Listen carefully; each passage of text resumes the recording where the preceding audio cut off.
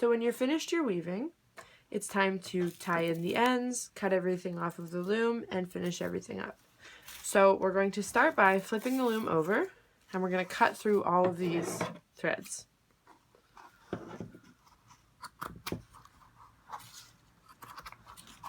So these, remember, are called the warp threads. So we cut all our warp threads, and now we're just going to pop them out of the loom like this. So this is the back of the weaving. So when I popped my weaving off of the loom, as you can see, and now what I'm going to do is tie off my ends. So I'm going to take groups of 3 strands, 3 or 4, and just tie knots here. Okay, so I've tied all my knots on both ends, so you can see that. And so now we want to deal with all of these loose ends. So I'm going to start with the back. So most of my loose ends are on the back here. So as you can see, the front looks pretty neat. The back is a bit of a mess. So I'm just going to start at one end and I'm going to start weaving in my loose ends. So I'll start with this plastic thread here. For this plastic thread, I'm going to thread it through my needle. And I'm going to just sew it in. And I'm going to sew it into an area that is the same color as it, so it blends in. And I'm just going to weave it into the backs.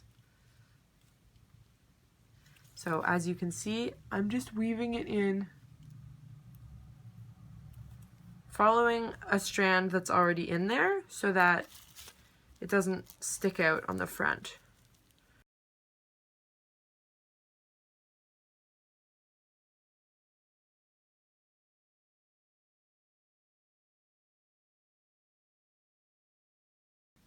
So if you end up with an end sticking out on the front rather than on the back, that's no problem. All you have to do really is just push it through to the back. So now I have it on the back and I can weave it in just like I did with all the rest. Alright, so once I've weaved in or tied off all of my ends, my weaving overall is looking quite a bit neater. So this is the front and this is the back.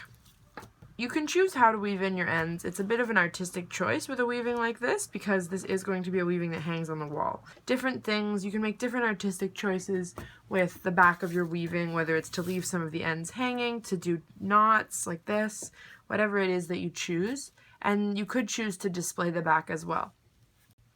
So there are a couple of different ways that you can finish off your weaving. I showed you how to weave in the ends like this so that the back of your weaving looks neat. On this weaving, I just cut off the warp threads from the loom and tied them into tassels on each end. But on this one, I think I want something a little bit more elegant looking.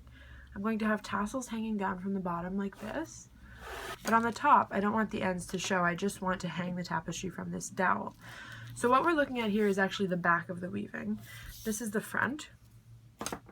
So as you can see in this weaving, I actually wove a piece of cardboard into the bottom, which I did for aesthetic reasons. I thought it looked neat and I thought it also was a fun callback to the fact that I wove this on a cardboard loom.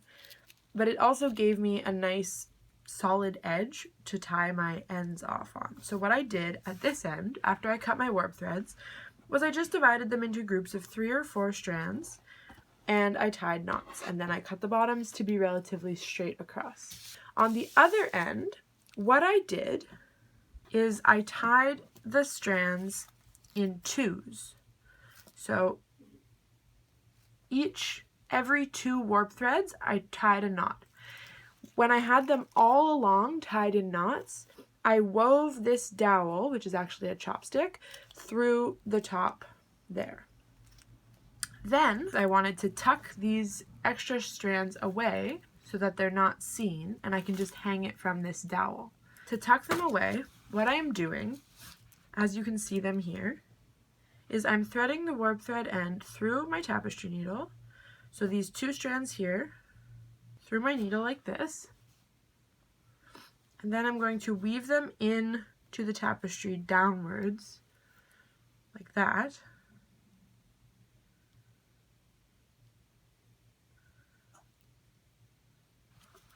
Pull it through, and there it's tucked away. And now I have this extra end here, which I'll just cut off.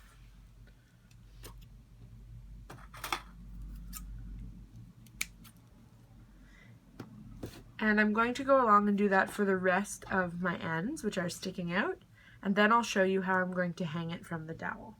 And it doesn't have to be a dowel, it could be a piece of cardboard, it could be a branch, it could be really anything long and thin. What you would need to do if it was something bigger is just tie these knots further up. So I've tied these knots here quite close to the material of my tapestry because I knew that the object I was weaving through was very thin. But if I was going to weave through something thicker, for example, like I did on the other end, I would just weave it through and then tie the knots so I knew it would fit. So that's what I did here. I wove this cardboard through my warp threads and then I tied the knots on the other side of the cardboard so I knew that the cardboard would fit through. So I'm just going to continue weaving them along and I'll show you what it looks like when I'm finished.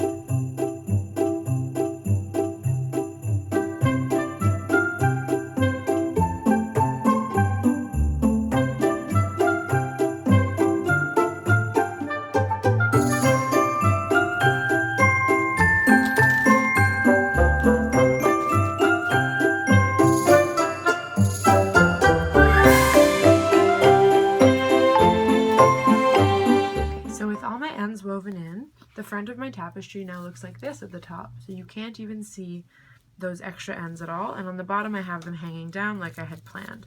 So now I'm going to show you how I'm going to hang it up.